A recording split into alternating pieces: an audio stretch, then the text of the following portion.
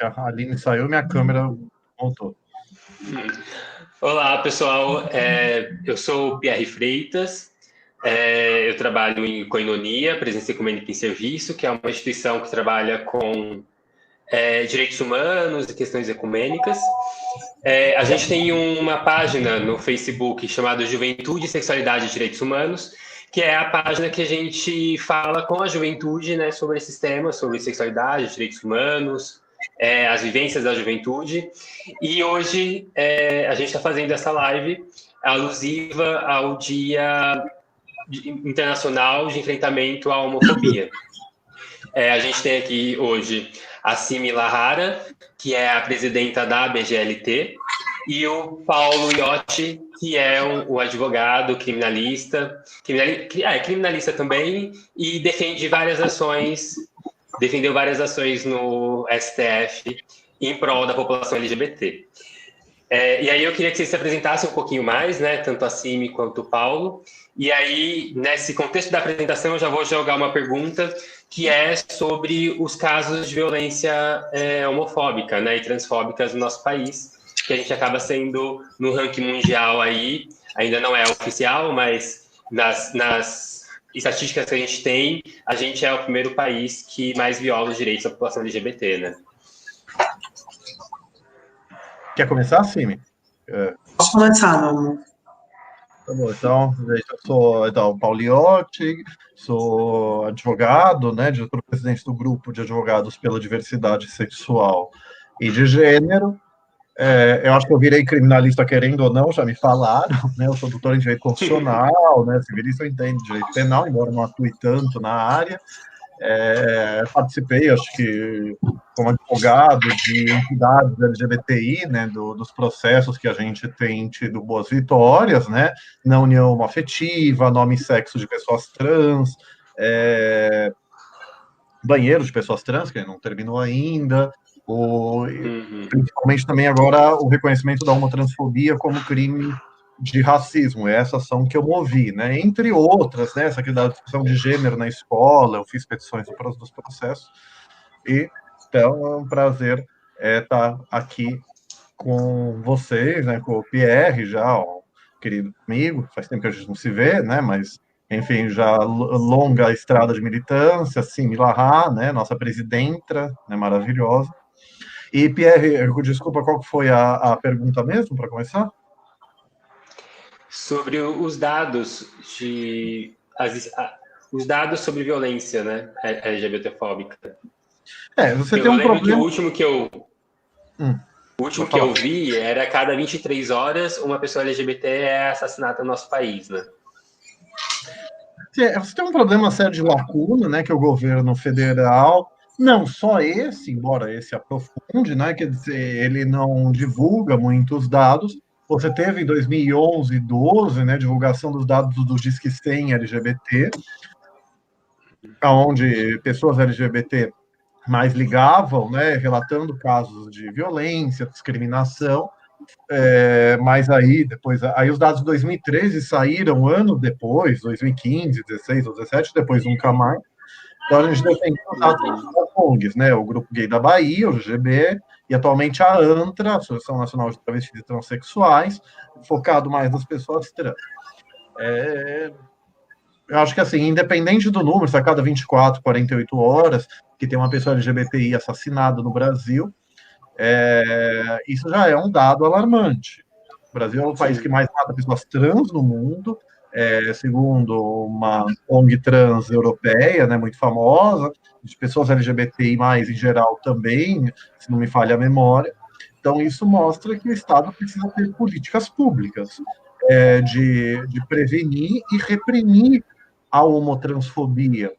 E o Supremo ter reconhecido a LGBTfobia como crime de racismo, né, no Brasil, então falando que já é crime no Brasil, embora, né, a decisão foi dia 13 de junho, vale, isso é a partir das condutas do dia 14 de junho de 2019, né, que o Supremo mudou o entendimento que se tinha sobre a interpretação da lei, então vale dali para frente. Isso facilita Isso dá para os estados, né, para as secretarias de segurança pública, que são órgãos estaduais, eventualmente Secretaria de Justiça, mas, assim, dá um fundamento para você fazer pesquisas nesse sentido. Mas nem precisava disso para fazer pesquisa.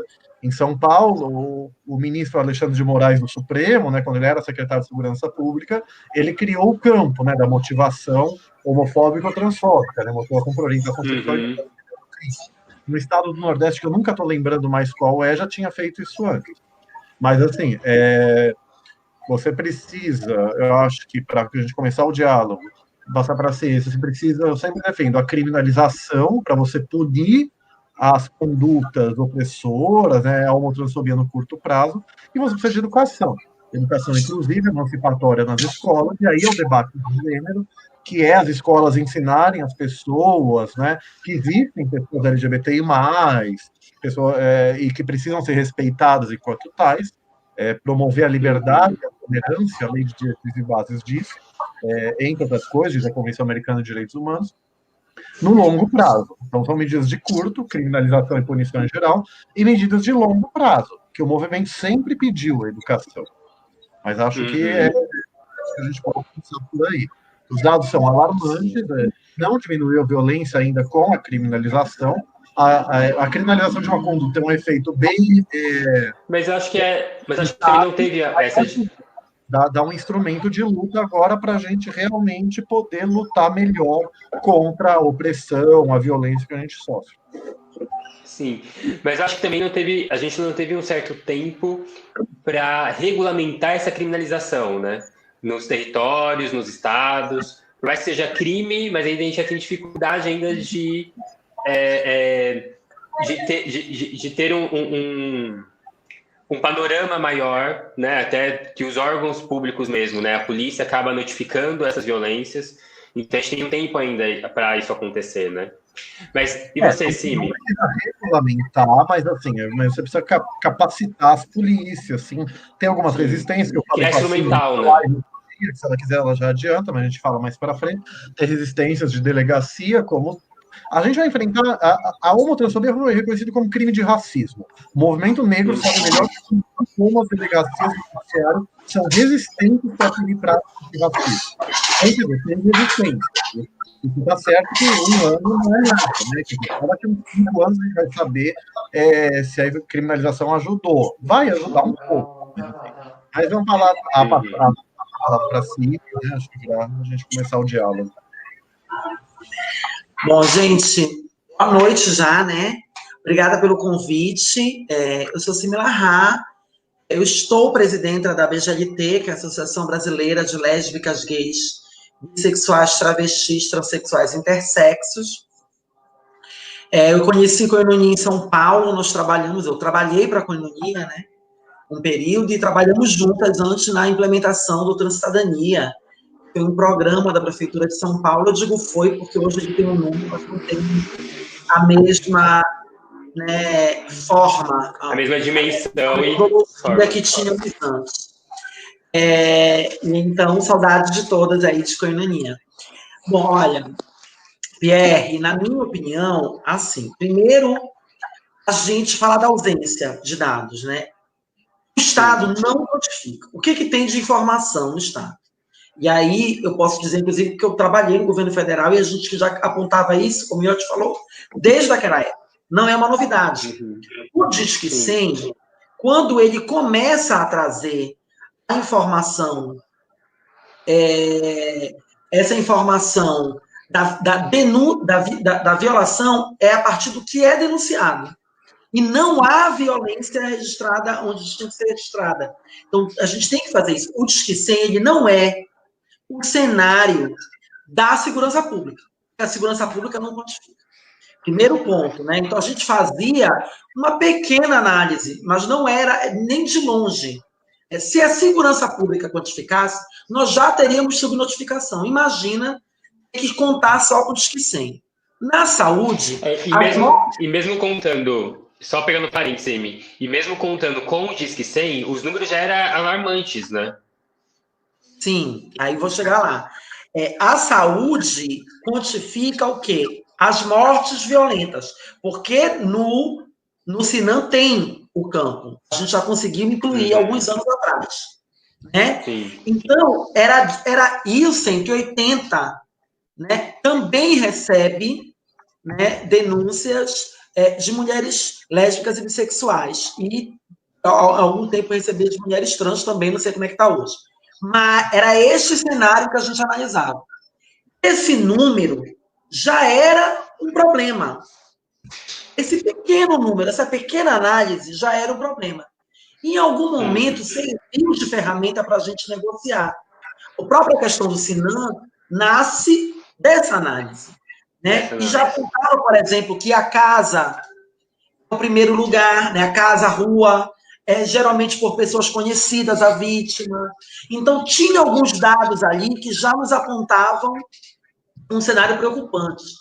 Os assassinatos é a mesma coisa. É o movimento social que quantifica. A partir da imprensa, veja, né, aqui na Bahia, por exemplo, o IML tem uma nota técnica para orientar a identificação de corpos transgêneros, tentar não invisibilizar. Então, isso também ajuda, né? Mas, mesmo esses dados todos que nós temos, sendo, que na minha opinião são todos oficiais, mas sendo aquém da realidade, muito aquém, já nos assusta muito, já nos preocupa. É a mesma coisa com os países. Tem países que sequer fazem qualquer tipo de avaliação, e são países que criminalizam, inclusive, a nossa existência. Eu vou dizer que um país esse país é menos violento que não, mas aonde tem registro, já apontam registros horrorosos. Então, não tem como negar essa informação. Sobre a questão, e aí a ANTRA faz a quantificação só de pessoas transgêneras, aponta esse ano, o primeiro quadrimestre, com um aumento de 58% no quadrimestre do ano passado. E mesmo assim, maior do que o ano retrasado, que foi considerado um ano de uma queda mundial do número de assassinatos. Eu estou trazendo esses elementos para a gente parar e pensar que a ausência de dados é um problema, né? Que o que a gente traz já assusta, e como a gente se relaciona isso com o STF? Pós-decisão do STF. Aí o STF vai e diz que tem que ser julgado na lei, tipificado na lei de racismo. O que o Paulo trouxe é importantíssimo. Mesmo o racismo já havia um problema. Já tinha. Sim. Agora, o que eu estou identificando é o seguinte, né? Essa é uma análise muito de conversar com a galera, porque onde a gente vai, com quem a gente se relaciona nos estados, a gente pergunta, e a gente vai, né, tentando levantar essas informações. É que as delegacias, elas, para além de não quererem tipificar o racismo, elas ainda, talvez para justificar sua má vontade, elas usam a desculpa de que não, como é que eu vou tipificar a LGBTfobia? Não precisa colocar a palavra LGBTfobia, é racismo que a gente está falando, né? É lei, pode colocar motivação, papapá. Mesmo com todos os debates que a gente tem acerca disso. E aí a pessoa fala, mas não tem a lei não fala. Então a gente tem que explicar. O que eu sinto falta, eu vou dizer, para além da formação, que é um negócio muito... Porque, por exemplo, aqui na Bahia tem um protocolo de atendimento que a gente ajudou a construir e tem formação com as delegacias. Mas mesmo assim tem um problema. Para mim tem que ter uma orientação, quanto norma, que oriente nesse sentido. Tá? E aí eu acho que, para além das secretarias públicas estaduais fazerem isso, não precisa ser uma resolução, não sei, tem, às vezes, uma orientação que chega para as delegacias, né? Por quê? As pessoas alegam também, não, mas eu vou colocar aqui, depois lá em cima vão, alguns delegados têm sido ousados nesse sentido, não, eu vou garantir. Ali vou garantir.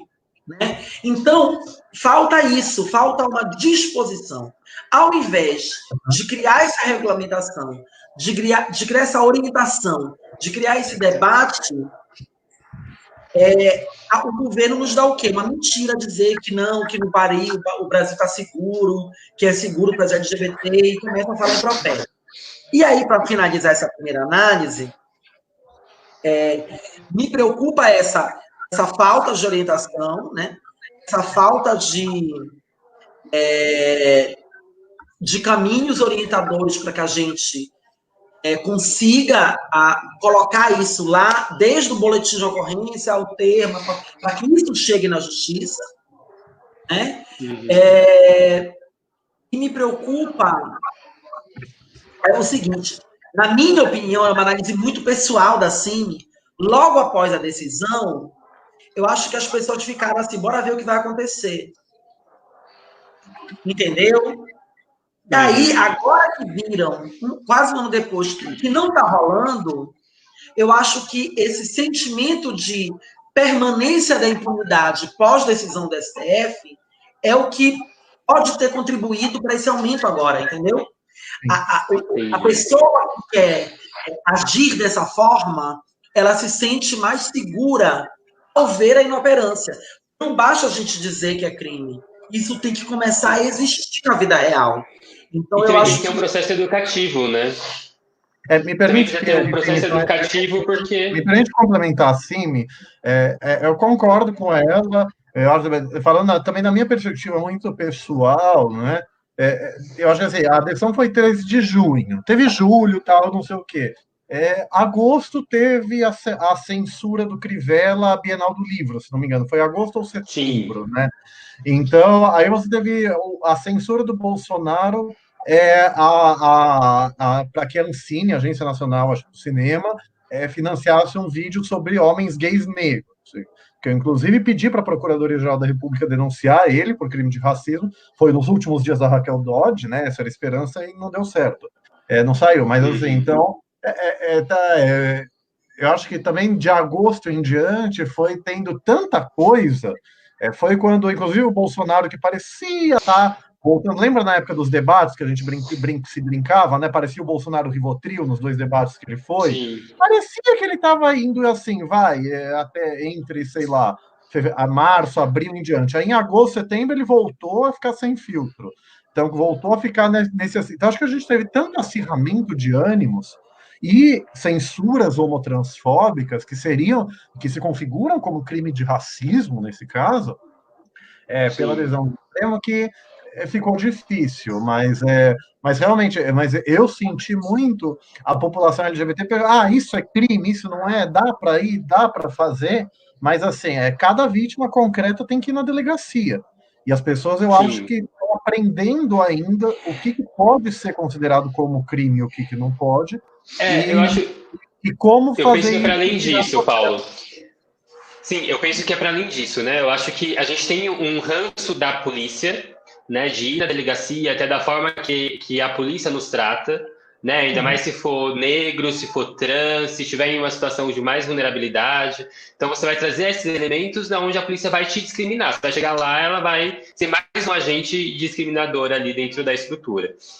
E aí, eu acho que dialogando com isso, eu acho que a gente tem também um outro processo que a gente não está... Na verdade, acho que não é que a gente não está trabalhando. Acho que, oficialmente, né, o poder público não atua com uma forma mais eficaz, que é trabalhar essas questões de respeito às diversidades e às orientações sexuais nas escolas. Né? A gente não tem um processo educativo onde possibilita esse outro lado também, para além da questão de criminalizar, a questão de também educar essa população. Né? O que vocês acham sobre isso? Desculpa, eu não ouvi o finalzinho da tua fala.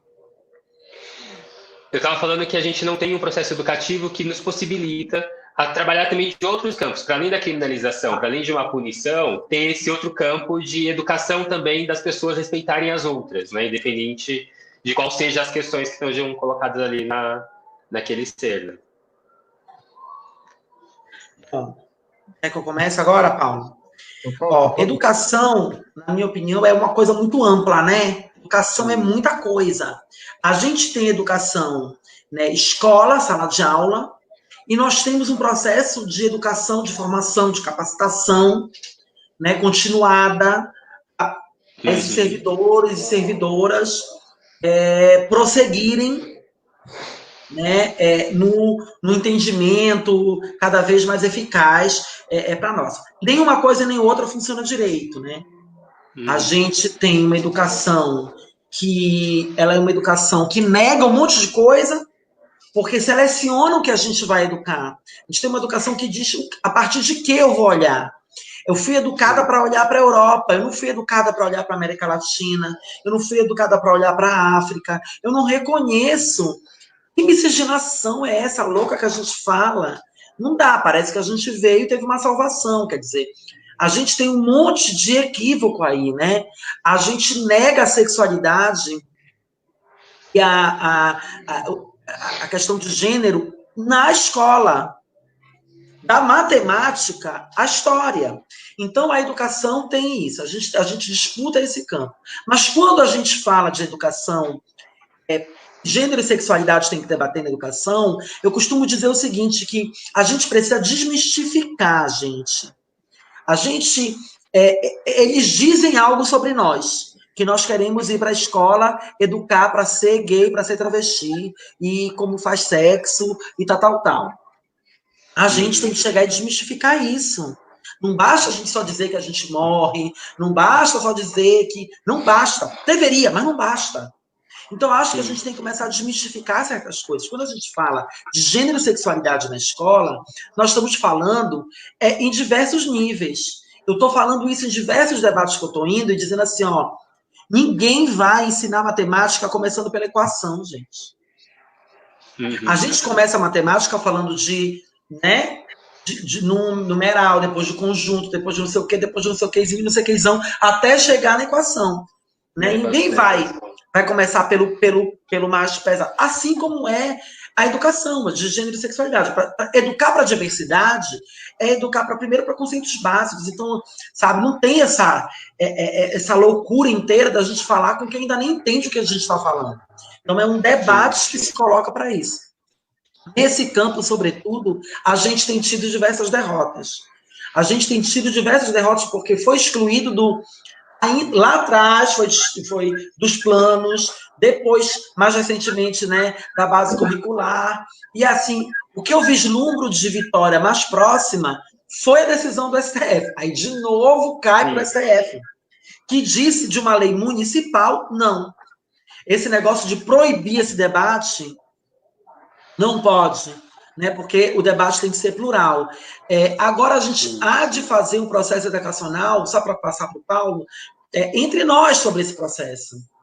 A gente precisa ressignificar certas leituras, porque o que o cenário nos mostrou foi o discurso da família, do amor e da vida foi colocado como um discurso que nós somos contrários. Para a gente vencer essa narrativa, a gente precisa se colocar dizendo aonde nós, de que família, de que amor, de que vida nós estamos falando. E não negar esses valores. Então, acho que talvez seja uma estratégia... E de qual lado também a gente está, né? Dentro desse, quem é do bem, quem é do mal, de qual lado a gente também se coloca, né?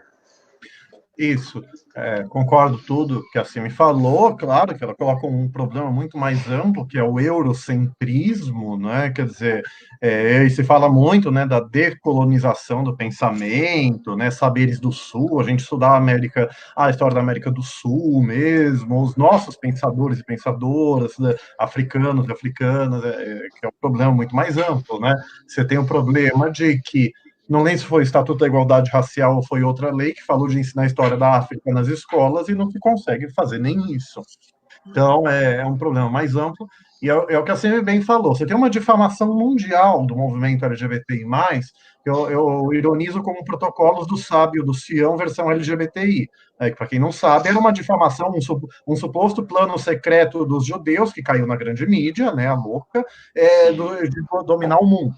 Nós falamos que é a teoria Pink Cérebro, né, Sim? Eles acham que a gente vai dominar o mundo, né, o império gay, império trans, né, uma piada infame nossa interna, e como se a gente tivesse esse poder, mas eles difamam como se a gente tivesse.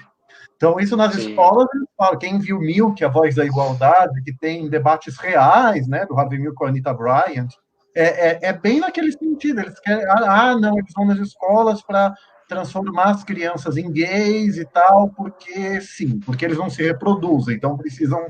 É daí para baixo a difamação do movimento LGBTI+, que é uma besteira. É má fé pura e simples, na verdade, nem besteira. Então, quer dizer, e assim me lembrou bem, no Brasil, depois dos vetos homotransfóbicos da presidenta Dilma Rousseff, foi um governo institucionalmente homotransfóbico, né? Eu sou bem técnico, discriminação institucional, a pessoa pode não ter intenção, mas o efeito foi discriminatório. Quando ela vetou escolas sem homofobia, né, que era sem homotransfobia, em 2012 depois vetou a campanha de prevenção de ISTs, cada população LGBTI+, aí acho que foi o grande marco da homotransfobia estatal, rompendo, Mas, rompendo uma linha de evolução que vinha, eu sempre falo, passinho de sim, tartaruga, mais devagar do que a gente queria, mas os mas governos ia caminhando. ia caminhando, eu acho que ia caminhando bem, né? O Brasil sem homofobia em 2004, que aí foi. Aqui em São Paulo, a coordenação de políticas para LGBT, na tecnologia atual, surgiu como um convênio com o governo federal por causa do Brasil sem homofobia. Aí eu trabalhei lá, Sim, um ano e meio, dois. sim. Então, quer dizer, aí a primeira conferência, a segunda, mas aí veio. E aí, no caso das escolas, assim me Então, lembrou muito bem. Assim me lembrou bem. Paulo, só pegando um gancho nisso que você está dizendo, mas você acha que isso não teve um poder de outras forças que estava fora, que fez pressão para que isso não acontecesse? Por exemplo, a gente tem aí alguns religiosos que a todo momento, e quando podem, bate tremendamente na gente e faz, né, da sua igreja como um elo de troca com o político, né, com o poder público. E aí você acha que essa questão de como lidar com essa questão religiosa nesse campo, tanto no campo de alguns religiosos, né, que incentivam essa violência contra as pessoas LGBTs, ou uma violência de gênero até mesmo, né, e como também começar a dialogar com poucas religiões, né, em especial algumas cristãs e evangélicas, enfim, que acaba abrindo espaço para a população LGBT, né, e se aproxima dessa população com outro olhar, com outro discurso. É que são dois pesos, né? Um tem um peso enorme e o outro tem um peso muito menor, assim, nessa briga de poderes aí na política, né? Não, sim, é que eu preciso terminar o raciocínio que eu puxei toda uma linha histórica para falar disso. Eu chegando onde você me falou. Se eu não lembrar, depois você me fala. Mas aí, em 2014, a histeria moral de ignorante ou de má fé, da, aspas, ideologia de gênero, fecha aspas, no Brasil começou em 2014, no debate do projeto de lei do Plano Nacional de Educação, que virou lei, Sim. e até hoje ele proíbe todas as formas de discriminação. Aí tinha uma vírgula, especialmente por raça, orientação sexual e gênero. Foi então, quer dizer, você conclamar expressamente as escolas a combater, então, para assim dizer, o racismo negrofóbico, já que eu defendo que a homofobia é racismo, eu tenho que falar em negrofobia. Então, quer dizer, já que a negrofobia é a homotransfobia, né, quer dizer, você conclamar as escolas a proibir isso expressamente foi o que gerou essa histeria. Então, é aí que eu chego. Contra essa difamação por ignorância ou má fé que eu relatei, eu sempre tento explicar tudo o que se quer, e eu peticiono isso no Supremo, nesses processos, alguns que a gente ganhou, e em outros também, tudo o que se quer é que as escolas ensinem que existem pessoas LGBTI+, e que elas devem ser respeitadas, ou no mínimo toleradas. Por quê? Porque a escola não é ensino técnico de português, matemática, história, etc., para passar no vestibular, tô velho, para passar no Enem. Não. A escola é um ambiente de você conviver com a diversidade humana, aprender a existência do outro como categoria filosófica. Né? Tem pessoas diferentes de você, você pode não gostar, você pode não entender, mas você tem que respeitar, que é tratar como igual, ou no mínimo tolerar, que é não agredir física, moralmente, ou discriminar. Então, eu acho que esse é o grande problema. Sei lá o que se pensa aqui no Brasil, sobre o que seria educação de gênero nas escolas, mas o que se quer é que se ensine que existam crianças e adolescentes LGBTI+, a gente não surgiu do nada, o que é um outro problema, porque religiosos fundamentalistas e reacionários em geral, eles defendem ideologicamente a tese da, aspas, opção sexual. Eles defendem que a gente nasce hétero-cis e que em dado momento a gente faria uma escolha de uma identidade LGBTI+. A minha amiga, nossa amiga Daniela Andrade, ela fala, é a teoria da Pokémona, né? Eles acham que a gente vai evoluindo, né? De um hétero cis para um gay normativo como eu, aí um gay mais afeminado, entre aspas, passando por travesti, terminando uma mesa de cirurgia. Esse é o senso comum. Nave Mãe Socorro. Então, quer dizer, mas a gente tem que defender que existe a criança LGBTI+. Eu sei que eu sou gay desde os 7 anos. Você não tem essa terminologia, mas eu sei que eu achava meninos interessantes e não meninas, né? Então, toda pessoa LGBTI+ vai falar algo nesse sentido. E que essa criança, esse adolescente, que o adulto LGBTI tem que ser respeitado, ou no mínimo, não discriminado, não agredido. Eu acho que essa é a questão, é como eu coloco o tema. Mas só uma coisa importante, que inclusive tenho peticionado nas minhas últimas manifestações no Supremo. Ninguém diz no movimento como que a escola tem que tratar. Sabe quem diz como a escola tem que tratar? A gente vai ficar com medo agora por quem está lá. É o Ministério da Educação, pelas diretrizes curriculares nacionais, e as secretarias de educação estaduais e municipais, nos parâmetros curriculares. É mais ou menos parecido do que eu recebo como professor universitário. Você recebe tópicos, você recebe um plano geral que você tem que seguir. Então, o que você vai falar em sala de aula? Estão lá os temas que você tem que falar.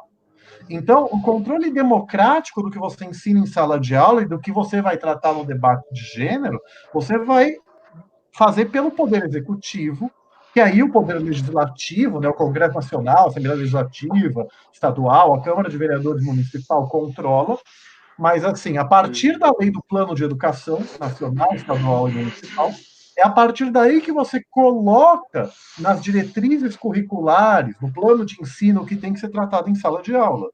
E aí você inclusive, dá literatura, você recomenda para o professor livros. Que aí, em algumas faculdades, algumas escolas, pode ter livro que é obrigatório. Nas escolas, do pouco que eu sei, o professor, ele ajuda a escolher o livro. Então, mas dentro desses parâmetros gerais. Então, no Brasil tem essa histeria, se discute muito abstratamente ensinar gênero na escola. O que é isso? Na verdade, você teria que dialogar, construir junto com o Ministério da Educação e as secretarias de educação, que seria tratado. E a ideia é justamente essa. Existem pessoas LGBTI que têm que ser respeitadas. Ponto. Ninguém vai ensinar a pessoa, sei lá, desenvolver uma orientação sexual e identidade de gênero, que você não ensina isso. Não existe isso também. Então, são falácias que você tem que combater. E, por fim, na sua pergunta, eu acho muito importante o debate religioso.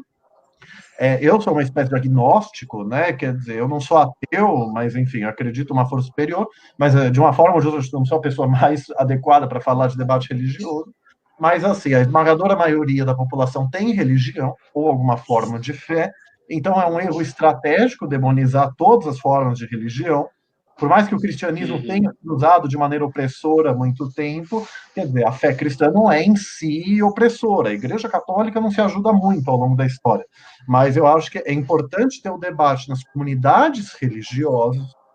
Até por isso, em um dos meus livros eu falo, né? Eu explico aquele livro que a Bíblia realmente diz sobre a homossexualidade, para falar que é possível ser cristão ou ter outra religião e não acreditar que ser LGBTI+ é pecado. E pautar isso, né? Quer dizer, você tem essa pressão externa de fundamentalistas religiosos, mas o adjetivo é fundamental, fundamentalista. Eu sempre brinco, a bancada evangélica ela é autoproclamada evangélica, é uma bancada fundamentalista e totalitária. Tem muitas igrejas evangélicas inclusivas e outras instituições religiosas inclusivas que eu acho que devem ser, que são nossas aliadas, e a gente, como movimento social, tem que aprender a dialogar, porque a igreja chega em muitos lugares que o Estado não chega. Inclusive, uma espécie de assistência social, com algumas aspas. É um ponto de amparo da população. Então, eu acho o debate importante.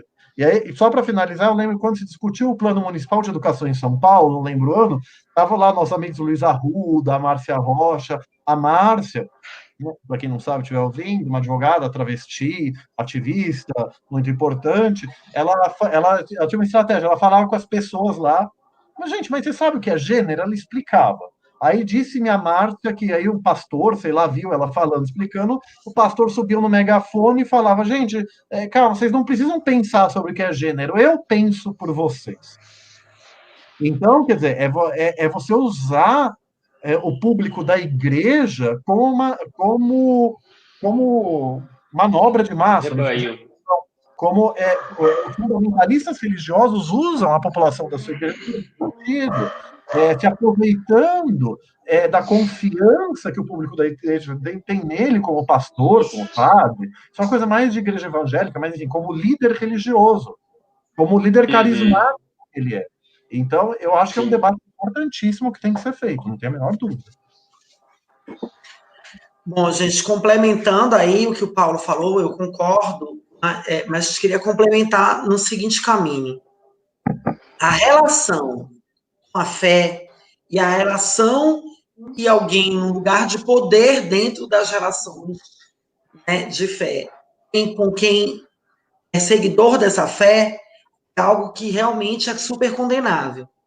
Eu cunho o termo oportunistas religiosos, porque eu acho que eles estão se oportunizando da fé alheia. Nós temos todo o debate de que isso está errado, de que estão se oportunizando das pessoas, de que isso tem que ser revisto, e acho que esse é um debate também que tem que ser estimulado dentro de quem está no rolê. Mas, se isso e essa relação nociva a gente aceitou, porque tem um erro no sistema político. E aí eu acredito no seguinte, a minha mãe me ensinou a falar obrigado, a falar com licença, a falar desculpa. Eu acho que a gente deve desculpa. Acho que os governos progressistas e os governos de esquerda devem desculpa à população LGBT. Porque a gente não enfrentou o sistema como deveríamos ter enfrentado. Por receio de sair, por receio de estar cedo demais, mas tiraram a gente. Não era cedo demais. Era o momento do auge da popularidade, era o momento de fazer esse debate. Isso, né, o nosso grande líder Lula já reconhece isso. Tem reconhecido isso. Agora, nós devemos pontualmente desculpa quando nós trouxemos e aceitamos para esse jogo esses oportunistas religiosos. Eu lembro da semana do veto. A semana do veto do famoso kit gay, que era, na verdade, o projeto Escola Sem Homofobia, o nome é esse, não sou eu que estou usando esse termo, uma semana depois, 7 dias, gente, no plenário estava o garotinho dizendo que se a presidenta não votasse, não sei quemzinha lá, que eu não lembro, a bancada ia. Naquele momento, eles se aglutinaram. Óbvio que o avanço desse debate, dessa mentira chamada ideologia de gênero, é mundial, é internacional. Ia chegar aqui, eles ocuparam o judiciário silenciosamente, eles foram ocupando o legislativo, eles foram ocupando, tentam disputar o Conselho de Psicologia, tentam disputar os conselhos tutelares. É um movimento que não ia acontecer, mas que nós... E que está meio que organizado também, né? Mas nós aceitamos. Nós temos que dizer isso. O Bolsonaro está no poder e ele foi fechar, não com os militares, mas com esses oportunistas religiosos, porque ele sabia que os militares não iam querer ele. E por que ele foi? Porque ele percebeu que ali estava o terreno, que nós ajudamos, nós chocamos essas pessoas. Então, assim, fazer autocrítica, para mim, é algo que acresce no processo, não diminui no processo, não nos tira do lugar de ainda ter um projeto melhor para essa população do que a outra. Mas ele se torna melhor quando a gente faz essa autocrítica. Então, eu acho que aí está o X da questão. Porque eles mesmos, né, perceberam que precisavam manter essa relação de poder no local com essas pessoas, porque eles estavam no jogo certo, estava dando certo. Nós permitimos. Então, acho que nós precisamos ousar nesse sentido, não no processo persecutório. Acho que o processo do diálogo interno é o caminho. Mas de não se permitir nesse jogo. E não é só com eles. São com os fascistas, é com quem defendeu essa emenda constitucional 95. Essa galera aí não é nossa parceira. Então não dá também para ceder em certos campos assim e se permitir a fazer declarações absurdas como nós fizemos, nós deixamos fazer Eu tô falando nós, não é LGBTI, não, tô falando nós, esquerda brasileira. Eu acho, me permite só complementar, Pierre, eu concordo, assim, eu não sei, assim, eu sempre falo, eu sou professor de direito, eu sou advogado, eu não entendo muito de política partidária, então a CIMI tem muito mais pertinência para falar do que eu. A impressão que eu não sei se eu concordo que a gente deixou acontecer, né? Não sei bem como você falou, CIMI. Eu acho assim, é mais ou menos que na eleição do Bolsonaro. Acho que a gente não levou a sério que isso podia acontecer. Então, quer dizer, em 2017 ou 2016, Bolsonaro tinha 4% das intenções de voto, então todo mundo achou que ia ser mais ou menos assim. Eu achava que ia ser uma coisa mais ou menos como acontece na França com os Le Pen, né, que é a extrema-direita deles, que eventualmente vai para o segundo turno com 25%, 30%, mas aí no segundo turno mantém 25%, 30%. Mas, assim, sem deusificar a França, pelo amor da deusa, não, mas aqui não é um país sério, né? O Bolsonaro já estava com 40% no início das pesquisas de 2018. Então, a gente tem um processo histórico e tal. Mas eu acho que, assim, o nosso amigo, né, assim, o Julian Rodrigues, ele fala muito, eu discordo de muitas análises dele, mas ele fala muito, né? Quer dizer, vamos parar de achar que o Bolsonaro é bobo, é burro, é um projeto. É que, na minha modesta opinião, o Bolsonaro ele é um misto de ignorância extrema e um misto de má-fé fascista. E em dados momentos se interpenetra tanto que você não consegue soltar uma coisa da outra. Então, quer dizer, eu acho que ele não é. Eu acho que ele não é muito estratégico nas formas como ele faz muitas coisas. Então, quer dizer, mas é um projeto de poder, eu tenho a menor dúvida nisso. Então, eu acho que eu concordo com assim que a gente, como esquerdas, a gente não está conseguindo dialogar com as bases, a esquerda está ficando acadêmica, um discurso difícil, né? Tem artigos que eu leio sobre gênero, Simen, que eu tenho dificuldade de entender, eu tenho que ler com calma. E eu sou doutor em direito, quer dizer, já li muita coisa. A gente tem que saber traduzir isso sem perder conteúdo. E, assim, e não é tão. E sei lá, pega a coleção Feminismos Plurais, da minha amada amiga Djamila Ribeiro.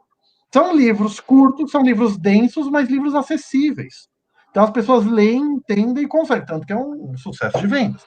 Então é a gente, não estou falando para fazer livro necessariamente, mas a gente precisa, como esquerdas, e a Djamila está do nosso lado, né, como esquerdas não hegemônicas, dialogar com as bases para transformar isso no longo prazo.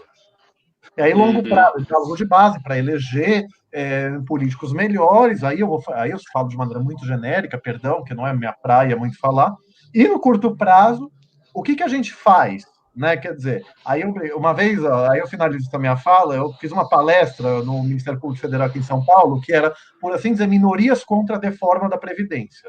Eu falei por LGBT e mais, uma mulher falou por mulheres cis brancas, uma mulher negra, uma pessoa com deficiência e tal.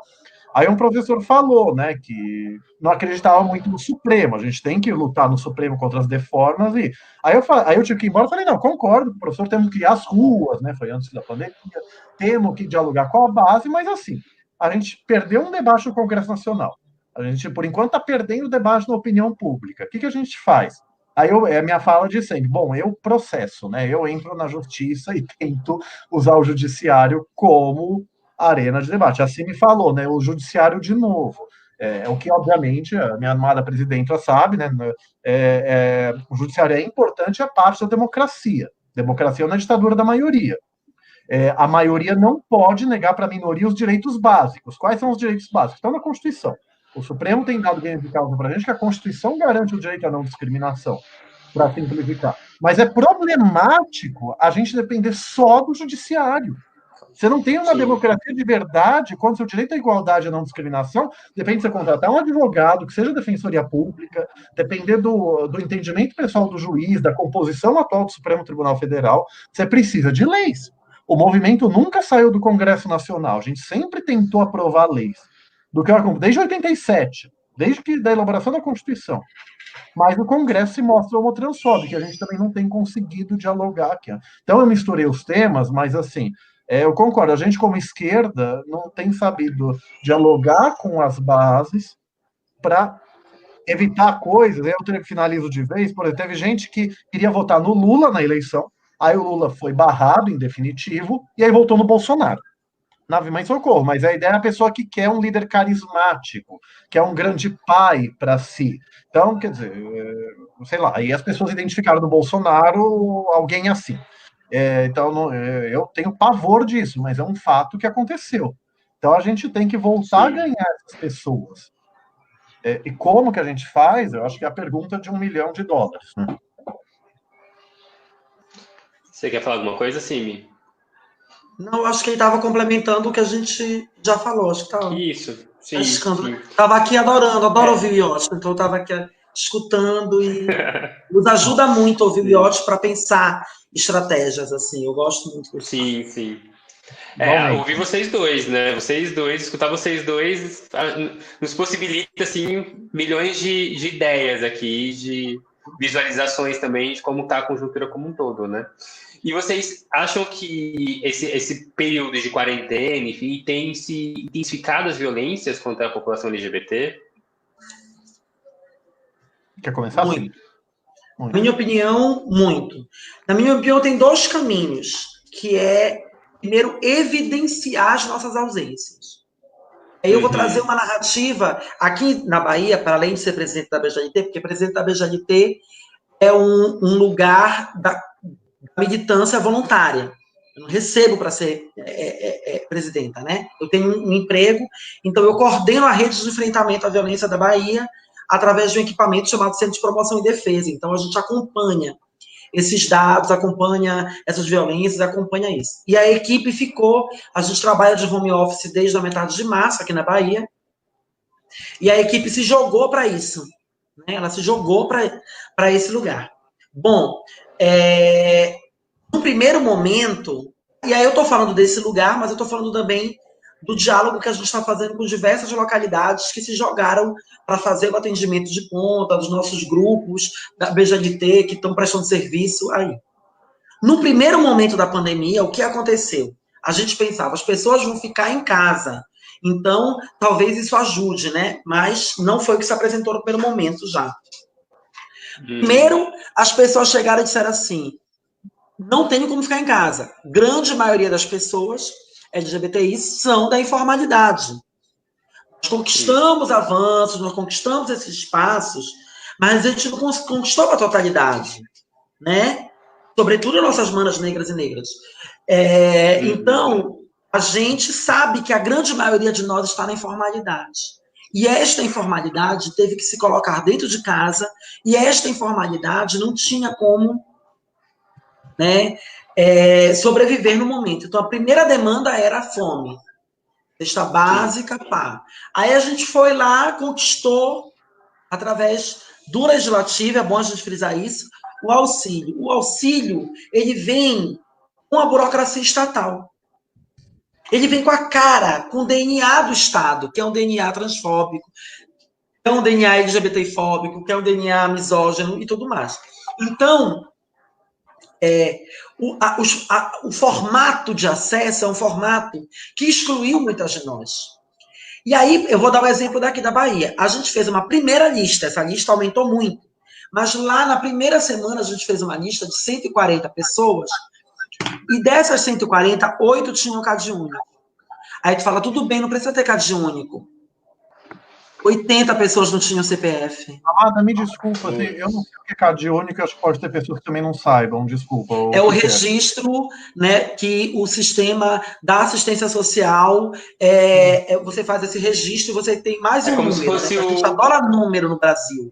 É o número do cartão de motorista, é o número do CPF, é o número dos... Aí um dia desse falava assim, que o pagamento vai ser pelo NIS. Nem eu sei meu NIS. E dirá... Meu Deus, nossa, Amada, parentes, um amigo nosso mas eu tenho de Minas, ele fala assim, né, tem poucas coisas que me irritam mais do que data de expedição do RG. Ai, que ódio quando um cadastro pede isso. Né? Pois é. Mas o CAD único, o CAD único é como se fosse o nosso cartão do SUS na assistência social. Então, na assistência social vai ter um cadastro único lá da assistência, não vai trazer todas as referências da pessoa ali, né? São desculpas que o Estado inventa para dificultar a nossa vida. Porque se eu já sou um número, por que eu tenho que ser 500 números? É exatamente para eu me perder no processo. Mas, enfim, esta mais uma ignorância estatal que a gente tem que lidar. Mas aí o que eu quero dizer, teve esse problema da documentação. Muitas pessoas que nos procuraram não tinham CPF e não tinham título de eleitor. Isso é uma informação que, para pós-Covid, a gente tem como provar o que a gente estava falando, e a gente já falava isso. Uma outra informação inicial era a da violência em casa.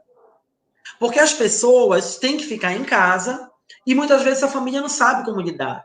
Ou jogava para debaixo do tapete e a convivência forçada coloca. Porque não somos só nós. As pessoas heterocis, no prédio que eu moro, 3 pessoas saíram. Saíram porque, bora voltar para casa da mãe, eu preciso ficar lá, porque eu preciso economizar nesse período. Então, as LGBT não são diferentes. E processos de violência têm sido acometidos nesse período. Mas o que tem me assustado muito, Pierre, é que no último período começou a aparecer os assassinatos. Sim. Começaram a aparecer depressão. Começou a aparecer o suicídio. E isso tem nos assustado. E também, para finalizar, as ruas estão sendo violentas. Porque menos pessoas nas ruas, você tem lugares de maior facilidade para a promoção dessa violência. E quem conseguiu acesso, aí tu fala assim, mas nenhuma conseguiu. Conseguiram, algumas conseguiram com duras penas, nós não desistimos, fomos orientando, fomos ajudando, conseguiram. Imagina o que é para uma bicha pitosa, uma sapatão papai da periferia, imagina o que é para uma travesti ficar naquela fila gigantesca de horas, tendo que passar por humilhações, piadas e olhares maldosos. Isso é de acabar com qualquer autoestima. Então, assim, são muitas violências acontecendo e que estão sendo evidenciadas. Nada de novo, tá? Mas isso está aflorando. Isso está sendo colocado. Essa crise humanitária que a gente vive há muitos e muitos milênios está sendo colocada para fora. É o que eu acho. Não sei se o Paulo quer complementar.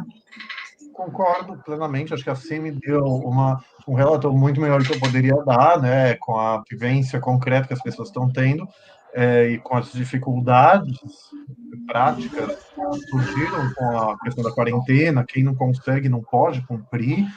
E assim, o que eu tenho acompanhado é realmente, você tem feministas, a ANTRA, são pessoas trans, falando que a violência doméstica, a violência homotransfóbica está aumentando, que você mantém, no caso da violência doméstica, a mulher cis-trans com o agressor, enfim, em casa, a violência doméstica é sempre... A violência contra a mulher e contra a pessoa LGBTI+, em geral, vem muitas vezes da própria família ou do entorno. Então, você tem tido esse aumento da violência, uma coisa séria. A ANTRA, a Bruna Benevides, eu sempre vejo falando que a transfobia, então, na verdade, a homotransfobia não está de quarentena, né? Quer dizer, não está de férias. Então, isso é uma coisa muito, muito complicada, né? Quer dizer, já é difícil a gente ir na delegacia. A delegacia, principalmente com as pessoas trans, é muito resistente, quando não opressora. Então, agora você não pode sair. Quando se decretar a quarentena, quando se decretar o lockdown, aqui em São Paulo, né, é um projeto de lei para 1º a 15 de junho ser lockdown, vai dificultar, né, ainda mais. Isso que a Cine falou, né, das burocracias, aí, quer dizer, acho que Max Weber roda no túmulo, né, a burocracia, ela existia para aumentar a eficiência do Estado, só que não deu certo, né, claramente. Então, é uma loucura, né? Quer dizer, você precisa de tanto cadastro, tanto número, ainda mais num contexto desse. Mas eu acho que a Cimi já falou tudo, né? Quer dizer, com a quarentena, esse isolamento, quer dizer, você teve um aumento das violências, que é algo que tem que ser enfrentado. Mas como, né? Violência com família já é difícil. Vai processar sua mãe, seu pai? Você pode.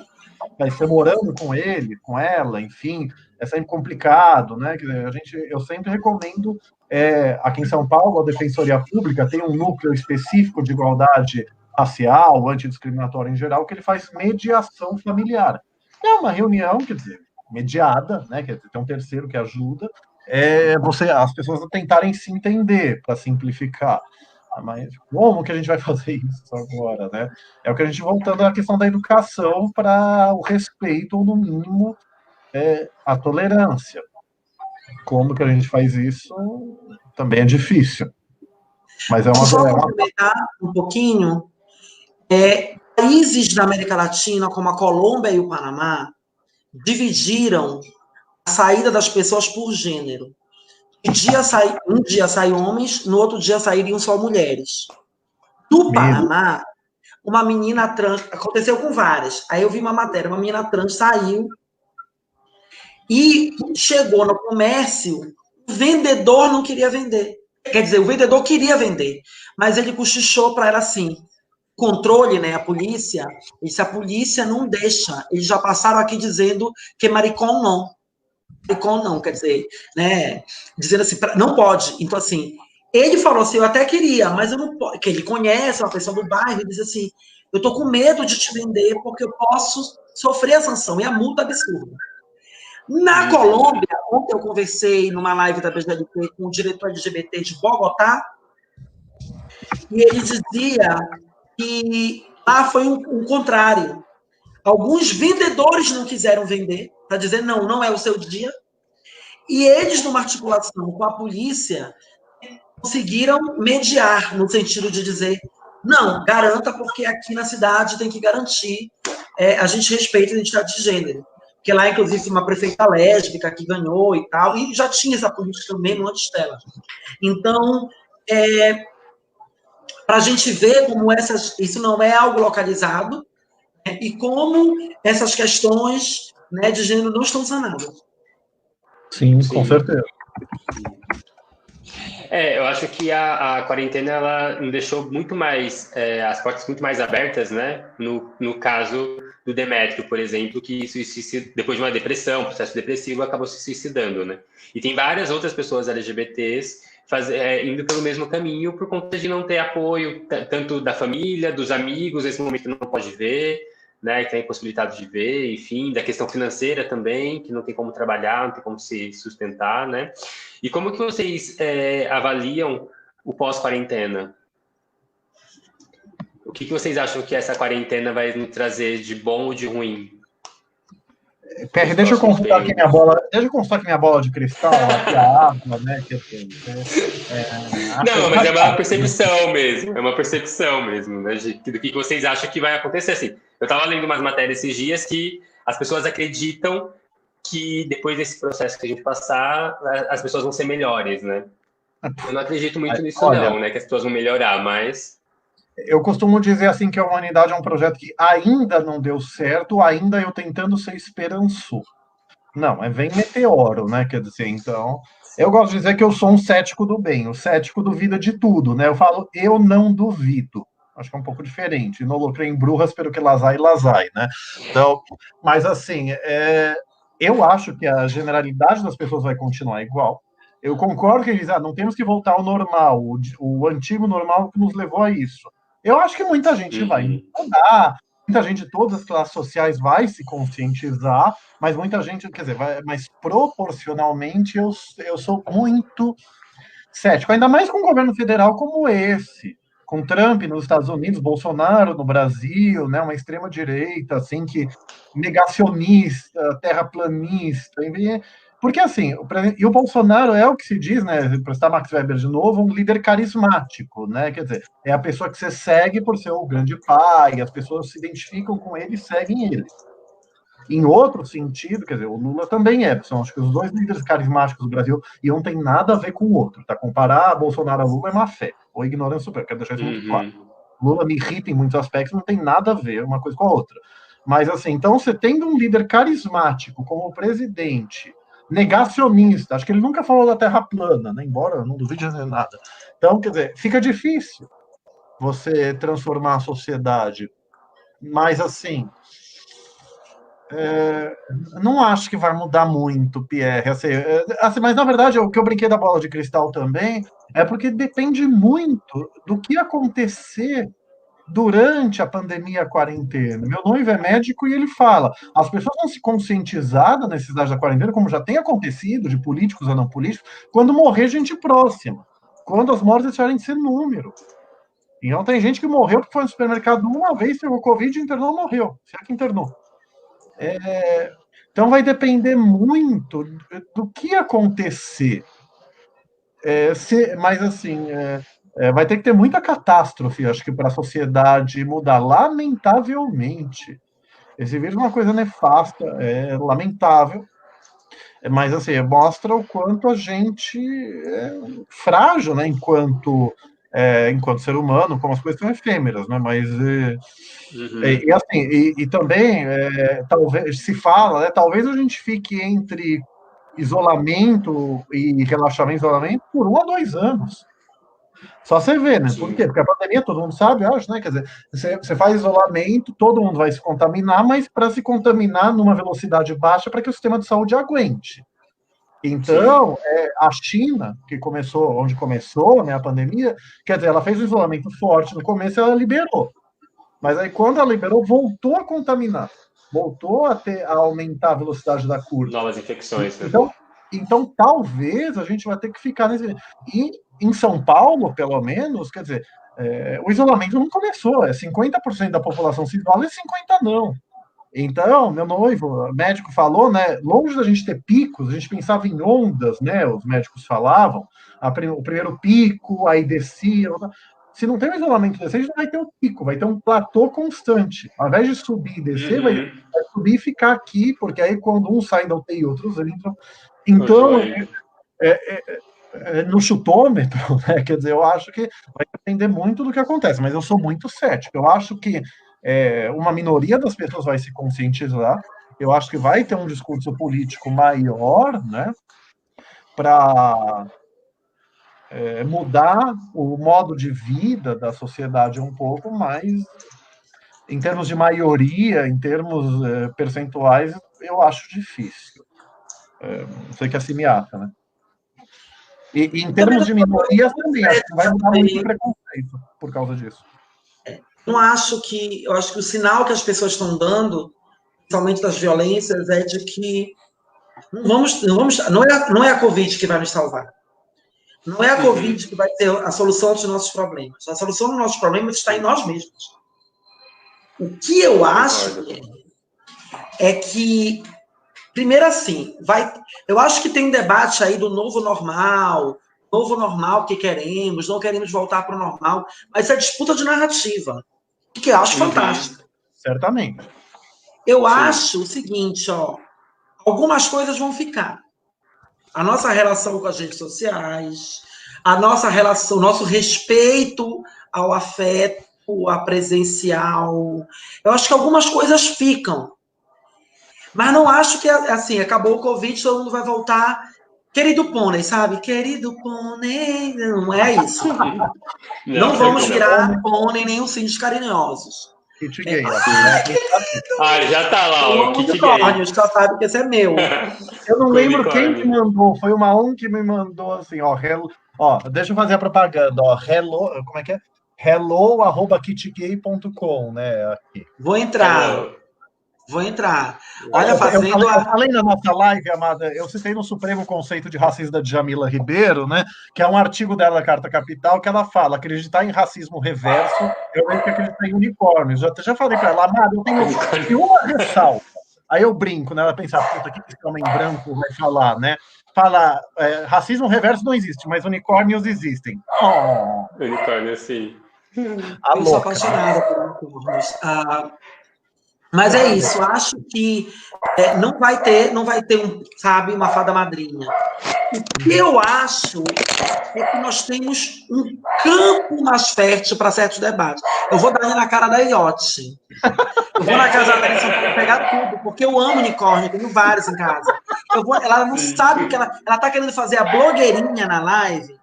E eu vou lá na casa dela, assim, a única certeza que eu tenho é que a Covid vai fazer eu assaltar a casa da Paula. Porque eu vou lá pegar tudo para mim. Mas vamos lá. Eu acho que nós temos um terreno fértil para o debate. Exatamente. Eu acho que isso é uma herança. Porque a gente vai ter muito campo a nosso favor. Eu acho que talvez as pessoas se coloquem mais para escutar, porque a gente vai falar, lembra na Covid? Agora a gente tem que ser rápida, porque, meu amor, não sei o resto, mas as brasileiras, elas esquecem muito rápido as coisas. Sim. Então, eu acho que a gente vai ter que aproveitar esse campo. E, mais uma vez, a tarefa é colocada a quem? A nós. A nós que estamos aqui. A nós do ativismo, a nós dos movimentos sociais, a nós, né? A nós. Mas aí, eu acho que a gente tem que aproveitar esse campo e sair semeando.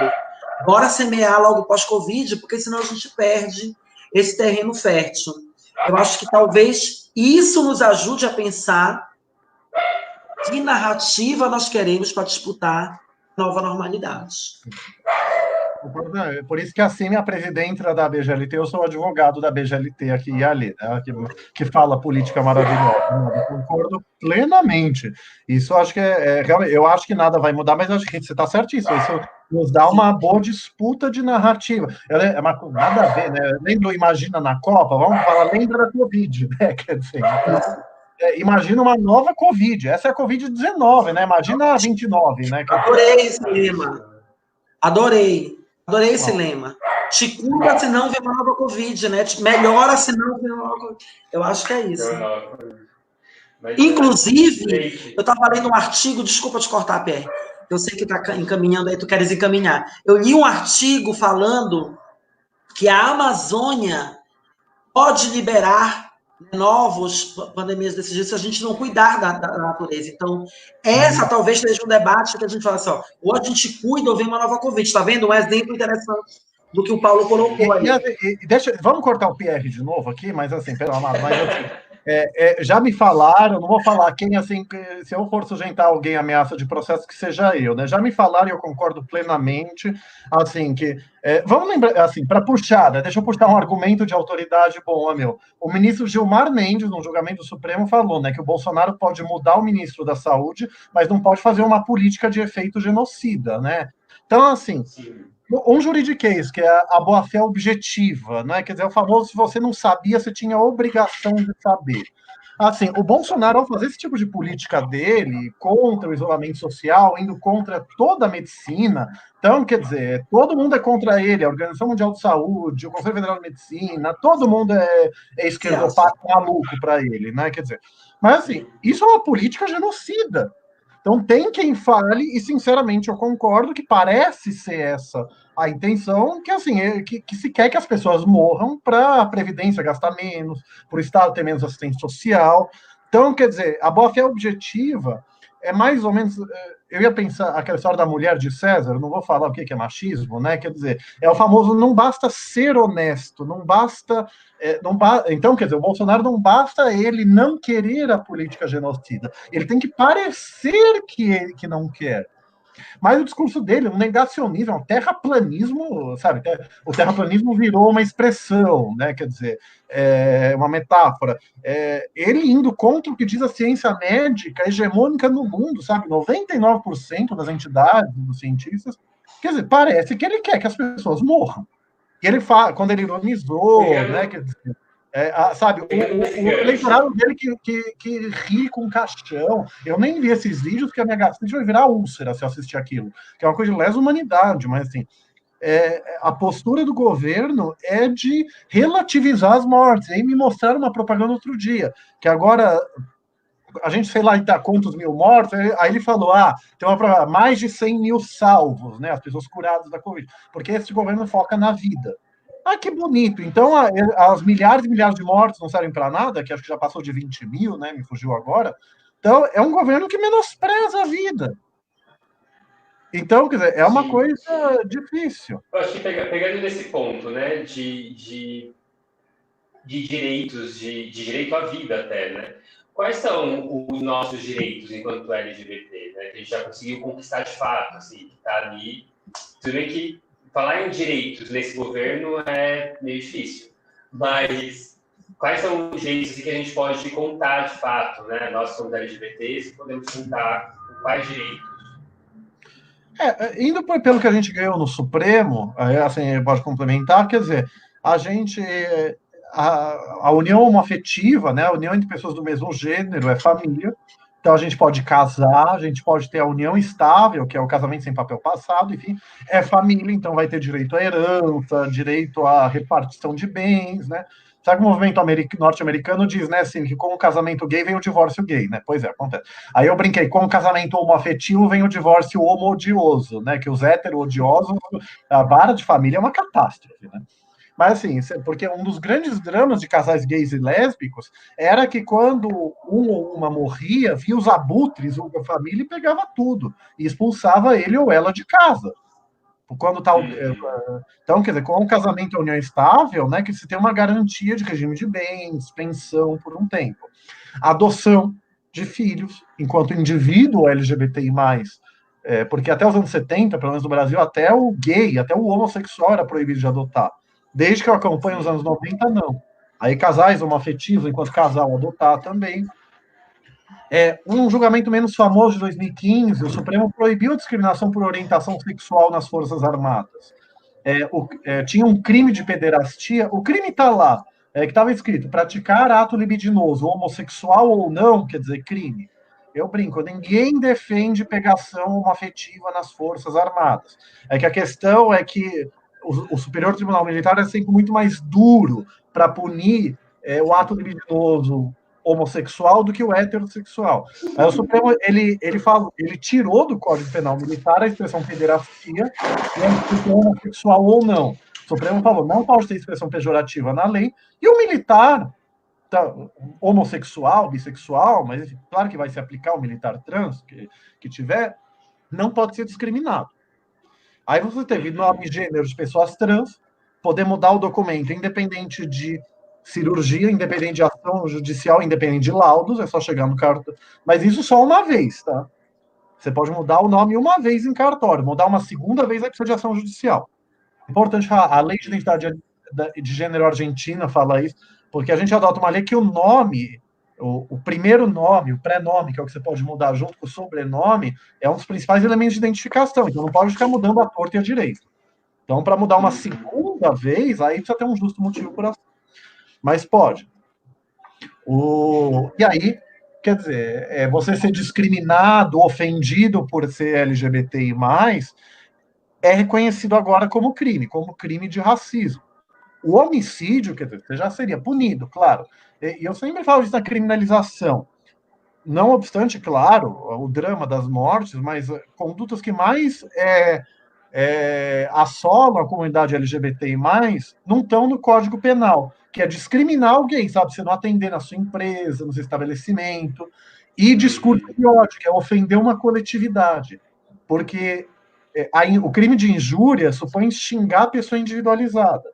Então, é a mesma lógica da injúria racial e do racismo, quer dizer, contra negros, porque é onde a gente está incluído. Então, eu sempre dou esse exemplo, fala, aspas, gays são pedófilos, você fala, ofender a coletividade é racismo. Ou fala, ser gay pedófilo é injúria racial. Então, pelo menos assim, a conduta de discriminação e discurso de ódio, que se a coletividade, passou a ser considerado crime. Aí, quer dizer, agora as escolas, a gente está tendo o direito que as escolas façam uma educação inclusiva para a diversidade. Eu falei, como que vai ser isso? Não sei, tem que se discutir com o Ministério da Educação e com a Secretaria de Educação. Nos anos 90, né, quando eu era adolescente, começou a ideia de educação sexual, eu lembro bem, e parece que até isso querem mudar, não sei se vocês viram, que é você ensinar a reprodução e usar camisinha, gente, usem camisinha.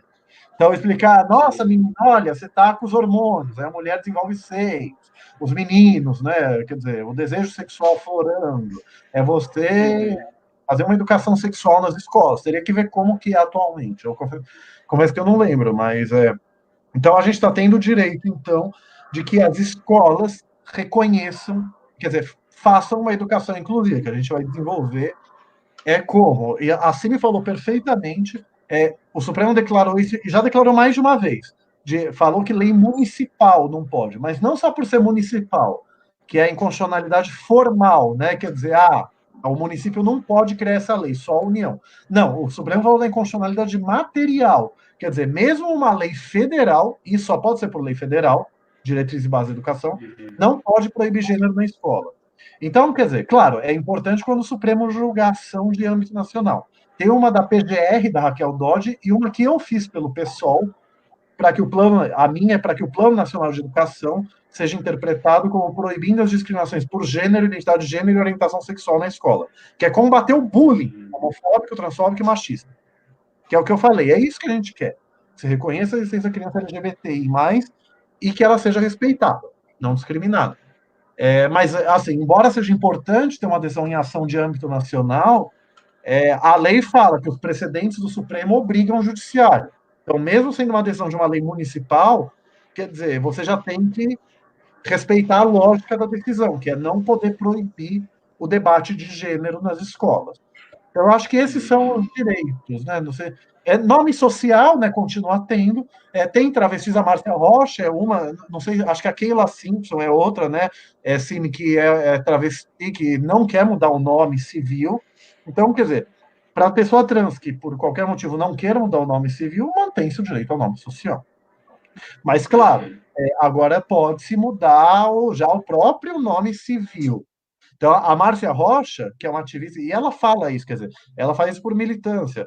Ela tem lá o nome dela masculino na carteira da OAB, mas, assim, por um processo que ela fez interno, a OAB permite o nome social. Então, aparece o nome civil masculino e o nome social feminino, que é uma coisa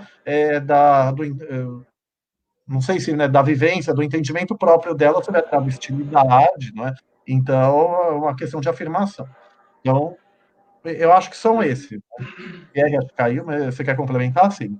É porque a gente cortou tanto que ela vazou. A gente cortou ela vazou. Pierre fobia, louca. Eu não queria complementar. Eu não queria complementar. Eu queria falar de uma outra forma. Eu acho que você foi bem completo. Eu acho que é assim. A gente falar para as manas agora. Assim, eu vou falar de mana para mana. Você tem direito a fazer fechação. Adoro. Tá? Fechar você pode, meu amor. Você pode porque ninguém tem que se incomodar com a sua alegria, com o seu jeito de ser. Ó, você pode ser travesti. Você pode. Você pode, inclusive, tem o processo garantido pelo SUS, é um serviço do SUS, se você quiser fazer ele com esse acompanhamento, com esse cuidado. Então, vai lá e faz. Você pode ter um nome de acordo com a sua identidade. Então, vai no cartório e resolve tua vida, mana. Se precisar de ajuda, procura os equipamentos LGBTs e mais que tem pelo Brasil. Você pode não querer mudar de nome, mas ser respeitada com o nome que você usa socialmente. Então, se joga, meu amor, e diz assim, não, mas o nome que está aí, eu quero que tu me chame pelo nome tal, e não faz a doida. Então, isso tudo pode. Ter afeto e expressar o seu amor, seja com quem ele seja, você pode também. Tá? Prestar solidariedade e doar sangue, você pode também. Doação de sangue, claro, acabou de sair, obrigado. A gente pode tudo isso.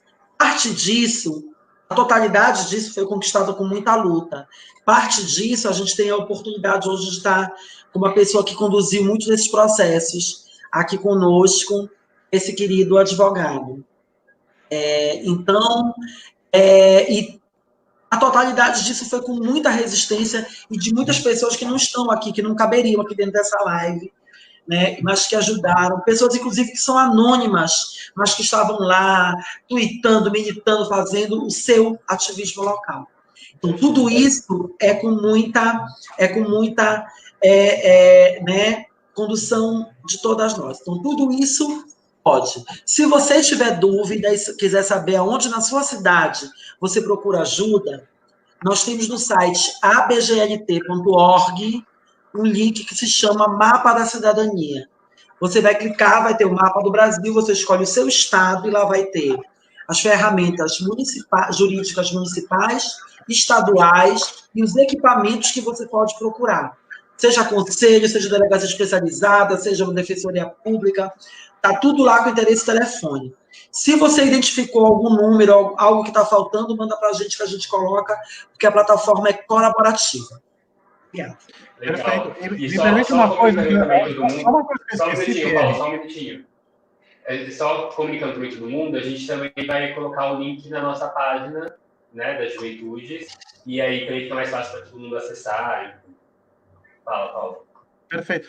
Uma coisa que eu esqueci, nossa, maravilhoso tudo que você falou, mas que me fez lembrar, você falou ser respeitado enquanto tá pelo seu nome atual, assim, ou se você não quer mudar o nome, mas você tem que ser respeitado para te chamarem pelo nome que você quer e tudo mais, mas nunca se questionou, quer dizer, se você for ofendido, discriminar, etc., menosprezar por sua orientação sexual e identidade de gênero, você pode processar e pedir indenização, né, por dano moral.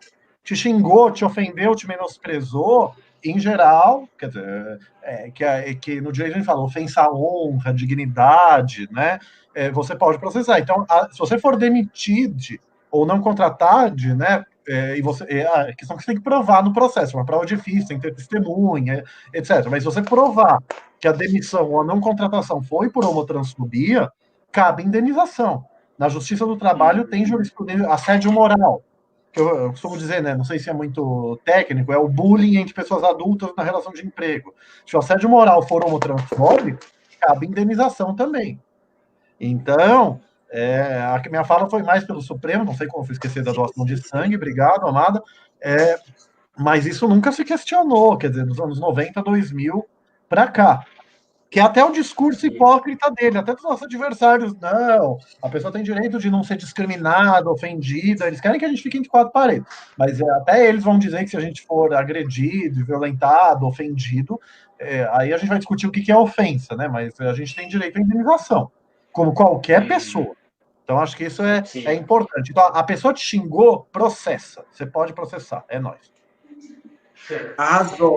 Gente, obrigada, sim, por vocês terem aceitado o nosso convite, né, de falar um pouquinho com a gente sobre esse dia, que é um dia que é alusivo ao dia de prevenção à homofobia, né, e onde tem vários de nossos pares que são assassinados, são violentados diariamente por conta de ser quem são.